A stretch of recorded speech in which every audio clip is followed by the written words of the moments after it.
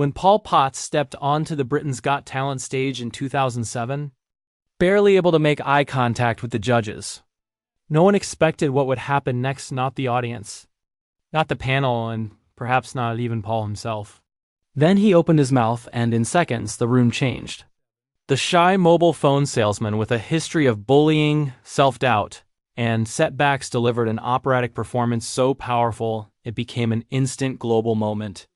Overnight, Paul Potts went from anonymous to extraordinary. His win felt like a fairy tale. Record deals followed. Albums soared up classical charts.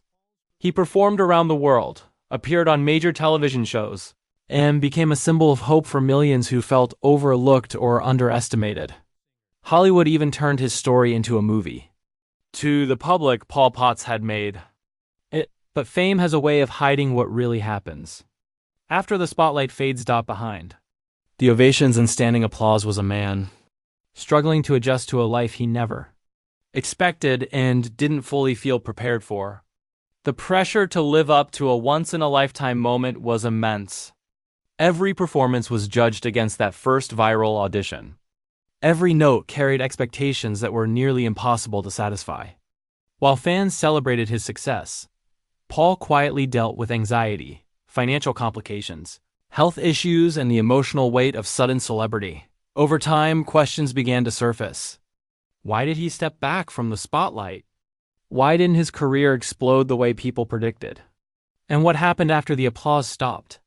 Rumors filled the silence, but the truth was far more complex and far more human than the headline suggested. Paul Potts' journey wasn't just about winning a talent show. It was about navigating fame, disappointment, resilience, and identity after the world's expectations no longer matched reality.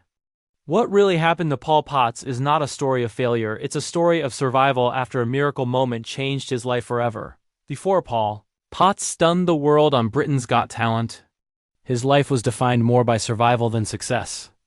Growing up in Bristol, Paul was a shy, introverted child who struggled to fit in. He was relentlessly bullied at school for his appearance, his quiet nature, and his love for classical music, an interest that made him an easy target. Those years left scars that followed him well into adulthood, shaping his deep-rooted anxiety and fear of being judged. Music became Paul's refuge. Opera, in particular, offered him a world where emotion could be expressed openly, where pain could be transformed into something beautiful. He trained his voice whenever he could, often without formal guidance or financial support. Unlike many performers, Paul didn't come from a background of privilege or industry connections. His journey was built on determination, self-teaching, and long hours spent practicing alone. Life, however, did not get easier. As a young adult, Paul faced setbacks that would have broken many people. He survived a burst appendix that nearly killed him, followed shortly by the devastating news of a brain tumor diagnosis. The surgery that saved his life also threatened to take away his greatest gift, his voice. Recovery was slow, physically and emotionally. Doctors warned him that singing at a professional level might never be possible again. For someone whose identity was rooted in music, the uncertainty was terrifying. At the same time, Paul worked ordinary jobs to make ends meet. He sold mobile phones in shopping centers, enduring long hours and public-facing work that clashed with his extreme shyness. Singing remained a private passion, something he pursued quietly, often in the background of a life filled with doubt. Even when he entered singing competitions and local performances, success was inconsistent. For every small win, there were multiple rejections that reinforced his fears of inadequacy. By the time Britain's Got Talent auditions came around in 2007, Paul was in his mid-30s and emotionally exhausted. Entering the competition wasn't driven by confidence, it was driven by a sense that this might be his last realistic chance. Behind the scenes, he later admitted he felt physically ill with anxiety. His hands shook. His voice wavered before he began. He expected rejection, not redemption. Then came the moment that changed everything. As soon as Paul began singing Nessun Dorma, the room shifted. His voice, rich, disciplined, and emotionally raw, cut through the skepticism in seconds. The judges' expressions transformed from dismissal to disbelief. The audience rose to its feet. In one performance, years of being ignored were replaced with global recognition. That audition didn't just earn applause, it went viral before viral was a common term. Millions watched and rewatched the clip. Paul became the embodiment of the idea that extraordinary talent can come from anyone, anywhere. For the first time, the world listened.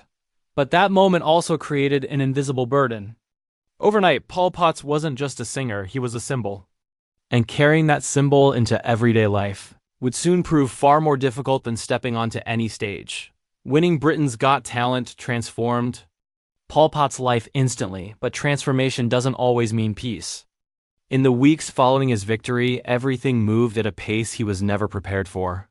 Record labels rushed in. Interviews stacked up. Schedules filled before he could even process what had happened. The quiet man who once found comfort in routine was suddenly living in airports, studios, and hotel rooms, expected to perform at the same emotional intensity. Night after night, his debut album shot to the top of classical charts and went multi-platinum in multiple countries. On the surface, it looked like a dream unfolding exactly as promised.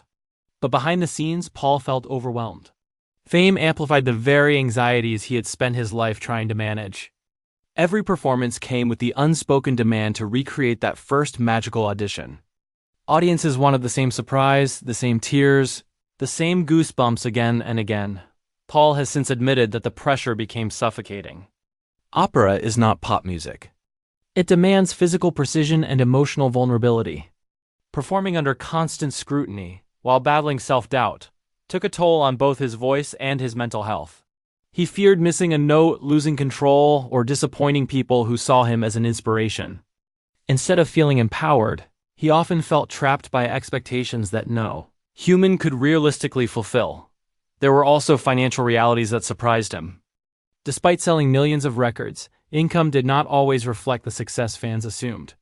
Management contracts, production costs, touring expenses, and taxes chipped away at earnings. Paul has openly said that he wasn't always fully aware of how the business side worked, trusting others to guide him. That trust sometimes led to difficult lessons about the music industry's less glamorous side. Health issues resurfaced as stress mounted. Anxiety attacks became part of his daily life. He struggled with insomnia and isolation, often feeling lonely despite being surrounded by people. The same applause that once brought joy began to feel distant. Paul wasn't ungrateful, he was exhausted. The applause ended each night, but the pressure followed him back to his hotel room. As the initial wave of media attention faded, public curiosity shifted. New stars emerged from later seasons. Headlines moved on. Fans began to ask why Paul wasn't everywhere anymore, assuming his absence meant failure or fading relevance. In reality, stepping back was an act of survival. Paul realized he needed to protect both his voice and his mental well-being, even if it meant disappointing expectations. During this period, he made a conscious decision to redefine success. Instead of chasing nonstop visibility, he focused on carefully chosen performances, international tours where audiences genuinely loved opera, and smaller venues that allowed for meaningful connection. He also began speaking more openly about anxiety, encouraging others to take their mental health seriously, especially those thrust into the spotlight overnight. Paul Potts' post-win journey wasn't a collapse, it was an adjustment. Fame had given him opportunities, but it also demanded a cost. Learning when to slow down, when to say no, and when to prioritize himself became the hardest challenge of all. And it was a challenge the public rarely saw because it didn't happen on stage. As Paul Potts gradually stepped out of the constant media spotlight, speculation rushed in to fill the silence. Tabloids hinted that his career had stalled. Online comments questioned whether he had been a one-moment wonder. Some even suggested his voice had failed him or that he had simply disappeared. The truth, however, was far less dramatic and far more telling about the nature of sudden fame. Paul never stopped singing. What he stopped doing was chasing approval. After the intensity of the post-win years, he realized that staying visible at all costs was damaging. Opera singers are not built for nonstop exposure, and Paul knew if he tried to keep up with the pace of pop stardom, he'd likely lose his voice for good. So he chose distance, not retreat. Behind the scenes, Paul continued releasing albums, especially in countries where classical crossover had a strong audience. His music remained popular in parts of Europe and Asia, where fans appreciated vocal discipline over viral moments. He toured extensively overseas, often performing to sold-out halls that never made entertainment headlines back home. To those audiences, Paul wasn't a forgotten star, he was a respected performer. Rumors also swirled around his personal life. Paul has always been intensely private, which only fueled curiosity. Some mistook his quiet nature for sadness or regret. In reality, Paul was slowly building balance. He married, found stability away from cameras, and learned how to live without constantly being on. For someone who spent most of his life battling anxiety, this quieter rhythm was not failure, it was freedom. There were setbacks, of course. Vocal strain forced him to cancel performances at times, reigniting fears that his voice might not last forever. But instead of pushing through injury, he chose rest, something he admits he wouldn't have done earlier in his career. Experience had taught him that protecting his instrument mattered more than short-term applause. Paul also began reflecting more openly on the emotional cost of being labeled an inspiration. While grateful, he confessed that being seen as a symbol sometimes erased his humanity. He wasn't just the shy man who surprised everyone on television, he was a professional singer still learning, still struggling, still evolving, carrying other people's hopes, he said, was heavier than any expectation the industry placed on him. Ironically, stepping away from the spotlight helped him reconnect with why he loved opera in the first place. Free from constant judgment, he rediscovered joy in performance. Singing stopped being a test and became an expression again. Smaller theaters, appreciative audiences, and slower schedules allowed him to feel present rather than pressured. At this stage of his life, Paul Potts no longer measured success by headlines or chart positions. He measured it by health, fulfillment, and the ability to keep singing on his own terms. The rumors painted a story of decline, but the reality was a story of choice. Choosing sustainability over spectacle. Choosing peace over pressure. Paul Potts didn't vanish. He simply stepped into a version of success that didn't require proving himself to the world every night, years after his unforgettable performance. On Britain's Got Talent, Paul Potts has experienced a career full of highs and lows, triumphs and challenges, and personal growth that few outsiders have fully appreciated. That initial moment on the stage catapulted him into international fame, but what followed was far from the fairy tale life many imagined. Behind the applause and headlines, Paul faced the realities of sustaining a career in music, managing personal expectations, and navigating the pressures that come with sudden fame. One of the most profound lessons Paul learned was the importance of staying grounded. While fans and media often focused on the glamour and excitement of his early success, he knew that fame was fleeting and that the real work lay in consistently honing his craft. He committed to developing his voice, exploring new musical avenues, and performing in venues that challenged him as an artist rather than simply basking in nostalgia. This dedication allowed him to maintain relevance and continue building a career that was authentic to his passion for opera and classical music. However, the journey was not without its struggles. Paul faced moments of doubt, financial uncertainty, and the pressure to live up to the massive expectations that followed his televised victory. Touring, recording, and maintaining a public persona proved exhausting at times, and he often found himself longing for the simpler days before fame, a period where music was a joy unburdened by scrutiny or expectation. Through these experiences, Paul discovered resilience, learning to balance personal well-being with the demands of a career that had begun in an instant but required years of sustained effort to endure. On a personal level, Paul's life has been marked by both growth and reflection. He became more selective about the projects he took on, seeking collaborations that aligned with his artistic values rather than purely commercial opportunities. He also invested time in mentoring young performers, sharing his story and the lessons he learned about perseverance, self-belief, and navigating the unpredictable nature of the entertainment industry. This mentoring not only gave back to the community that had embraced him, but also provided him with a sense of purpose beyond performing. Paul also had to come to terms with the gap between public perception and personal reality. Many assumed that a viral performance or television victory guarantees lifelong wealth and happiness. But Paul's experience revealed a more nuanced truth. Success requires continuous effort, emotional resilience, and the ability to adapt.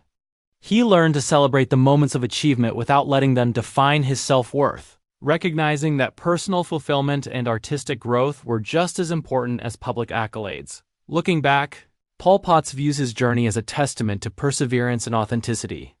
While the initial fame of Britain's Got Talent was a launching pad, it was the dedication, adaptability, and self-reflection that have sustained his career. He continues to perform, inspire, and mentor, carrying forward the lessons learned from both triumphs and challenges. In the end, the story of Pol Potts is not just about a single performance that captivated millions. It's about a life devoted to music, the realities of fame, and the personal resilience required to thrive in an unpredictable industry. He reminds fans that behind every viral sensation or talent show winner is a person navigating real challenges, making choices, and continually growing as both an artist and an individual. Pol Potts' journey is a reminder that true success is measured not only by applause or recognition, but by the perseverance, dedication, and authenticity one brings to life on stage and beyond.